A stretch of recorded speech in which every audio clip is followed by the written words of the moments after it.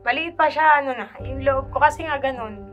Yung sitwasyon niya, nag-umpisa sa ina niya, sumunod yung kalagayan niya.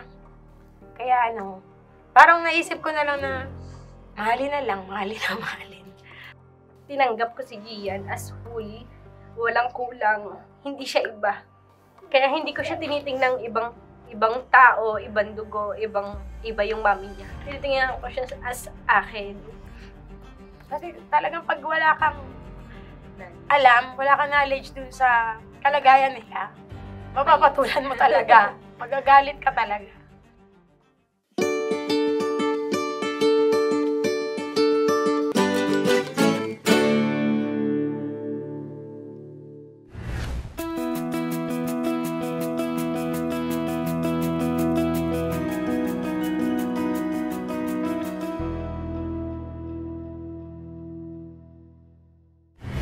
This is my mama Janet and this is my mommy Tina. I'm Gian Michael Igadiano. Peace, mami. Wow. Pose. Peace. Peace.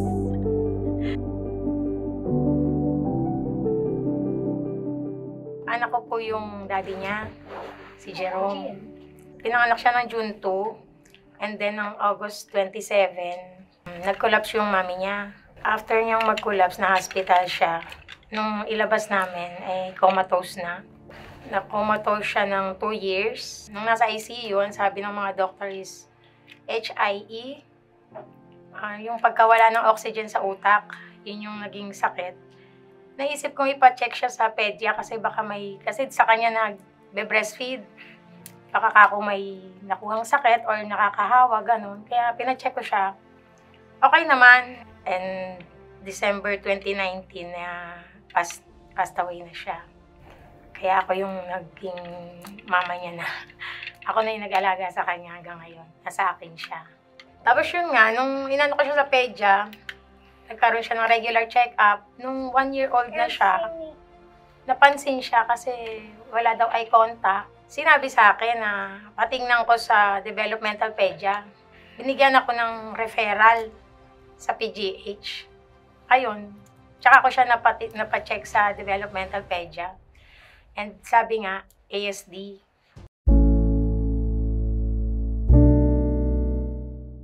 Tinanong ko nga yung doktor kung yun ba ay nagagamot or ano. Lifetime daw. Ayun. Alaga ng mabuti talaga ang inano namin kay Gian. Sinabi ko sa buong family na ganun nga siya. Sa ngayon po, nag-aaral siya grade 1 sa public school na inclusive siya ng SNED, ng mga may special needs. Ano to, siguro mga 3 or 4. Nag-uuntog talaga to ng ulo. Kapag ano siya, nagwawala, binabato lahat. Yung kamay niya, pag ano tumatalon, habang tumatalon, umiiyak ganun, nagpa-clapping siyang. Ang ginagawa ko na lang, niyayakap ko na lang ng mahigpit. Para hindi niya masaktan yung sarili niya. Ganun na lang. Tsaka yun nga, nag-aano ako nanonood ako ng mga dapat gawin. Naka-attend na rin ako ng mga seminar sa PGH.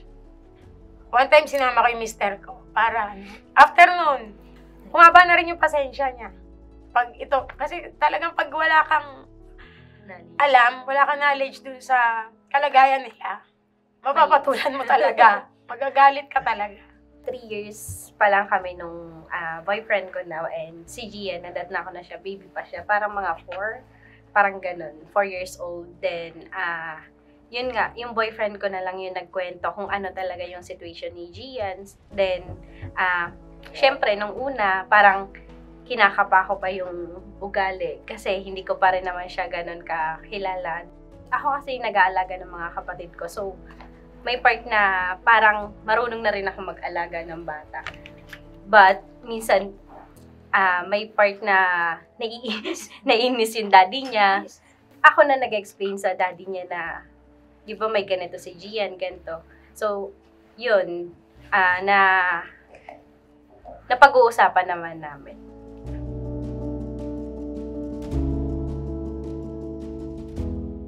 Kasi yung partidos din ng mami niya, Doon ko na pinatira, doon sa pinakakwarto nila na ibinigay ko doon sa mag-asawa, sa mami at daddy niya. Kasi nga para sila na yung mag-aalaga doon sa mami nito, ma-focus naman ako dito. Kasi syempre yung pangangailangan financial nung mami niya, yun yung inaano ng anak ko, tsaka kami. Tapos sila yung mag-aalaga kasi kailangan talaga alagaan. Nagkautang-utang, tulong ng mga kamag-anak. Ayun, may mga nahihiraman. Tapos yun nga, yung anak ko, sabi ko sa kanya, hindi pwedeng alagaan mo lang. Ang trabaho niya kasi, nadedestino siya isang linggo per province, kaya mahirap sa kanya, hindi siya araw-araw nakakauwi. Sinabihan ko siya na dapat tanggapin, kasi kailangan natin ng pera para sa pangailangan.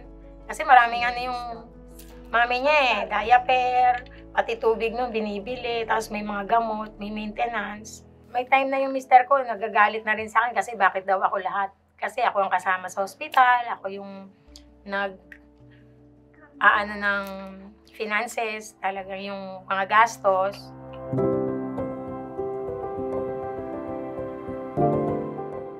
Yung haba ng pasensya ko. Yun, kasi, 3 anak ko, puro lalaki. Iba yung mas disciplinarian ako kaysa sa asawa. Namamalo ako. Nag-aano ko talaga sa mga anak ko. Pero pagdating kay Gian, hindi. Hindi ko na kayang masaktan. O ano. Kasi yun nga, parang maliit pa siya, yung loob ko. Kasi nga ganun. Ang sitwasyon niya, nag-umpisa sa ina niya. Sumunod yung kalagayan niya. Kaya parang naisip ko na lang na mahalin. Mas natututo nga kami sa kanya, actually. Yung mga bagay na hindi namin alam, mas natututunan namin sa kanya. So, parang mas, above siya sa amin, kung tutuusin. Parang siya pa yung nagbigay ng Mga idea. maraming pagbabago sa ugali ko.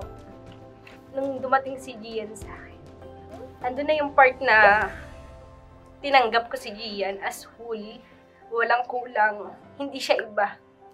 Mas mahal ko pa nga sa daddy niya. Yun.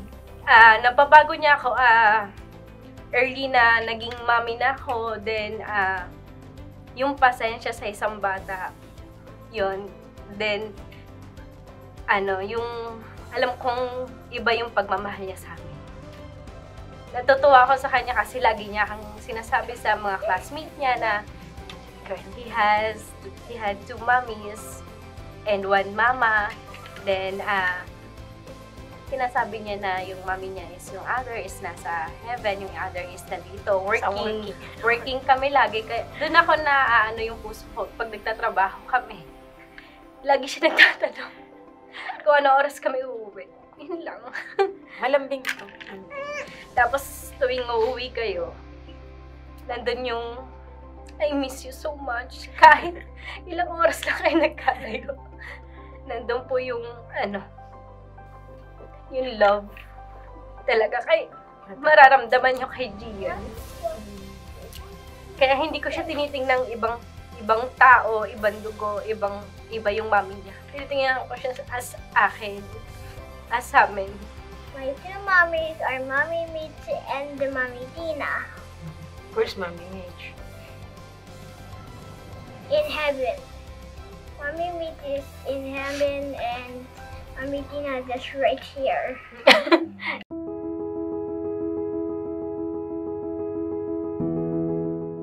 Siguro pinakamaganda sa center pa lang sana, yung mga health center.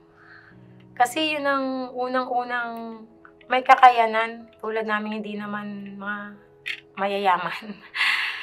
Sa ganun pa lang sana kahit papano yung pag nakitaan sila, may marunong, kumbaga, na pag may nakitang sa bata na pinapa-check up doon or pinapabakunahan pa lang na mga bata, pag may nakitang kakaiba, na sa magulang na ganun. Baka may ganito yung bata or bigyan sila ng referral kung saan pwede, na mas malapit. Kasi kadalasan pag sinabi kong PGH, yung mga magulang dun sa amin, nag-aalangan na. Sana kung per city o per lugar, sana. May ganun. Maganda rin po sana kung working, katulad ni daddy niya. Sana yung mga PhilHealth, yung mga HMOs, dapat covered na yung mga batang ganito, na walang additional payment. Kasi, katulad niya, kung magastos pa si mama, pupunta pa siya sa PGH for the, sa mga check-ups niya, assessments. Sana, sa working din, working dad, katulad ni daddy, is makover na agad si Gian para even mas malapit na hospital or mga clinics, pwede siyang pa-check up or assess. Tiyaga lang talaga. Haba ng pasensya, katulad nung sa mga public hospital. Talagang alam natin na marami kasing pasyente na doon nakapila.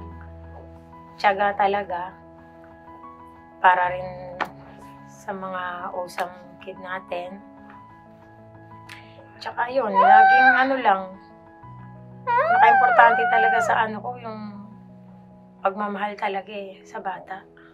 Siguro pag talagang minahal mo yung bata, lahat na lalabas sa katauhan mo Yung pagtsatsaga, pasensya. Para po sa mga awesome moms na may mga awesome kids, mahalin po natin sila ng buong buo and wag po natin sila i-treat as iba. And yung love and affection, time and effort, yun yung mas kailangan nila sa atin. Kaya thankful for like mama. Sobrang awesome mama siya.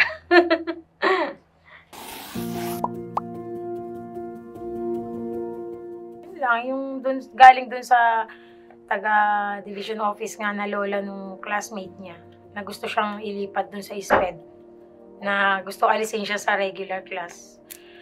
Doon lang ako medyo na kasi bakit ganun yung agad yung gusto niya mangyari, na kaya naman ni Gian sa regular class. Karoon ka ng power na ipaintindi ngayon agad-agad sa mga magulang na intindihin yung kalagayan, kasi hindi rin naman ginusto ng bata siguro na magkaganon sila. Kung si Gian pa rin yung ibibigay, siguro. Kasi kung ikukumpara ka dun sa walang autism, mas gugustuhin ko talaga na siya na lang ulit. Ganon. Kasi mas marami ako nakikitang katangian niya kahit may autism siya. Sana kaya niya na. Kaya yun ang inaano ko sa kanya lagi. Unang matutunan ng bata yung makaya nilang asikasuhin yung sarili nila. Kasi nga, katulad nito, hindi ito matutulog pag hindi ako makatabi. Kaya yun ang ikinakaba ko na baka mawala ako sa mundo na hindi niya pa kaya. Sana lang, nung kaya niya na yung sarili niya, once na nawala ako. Yun lang.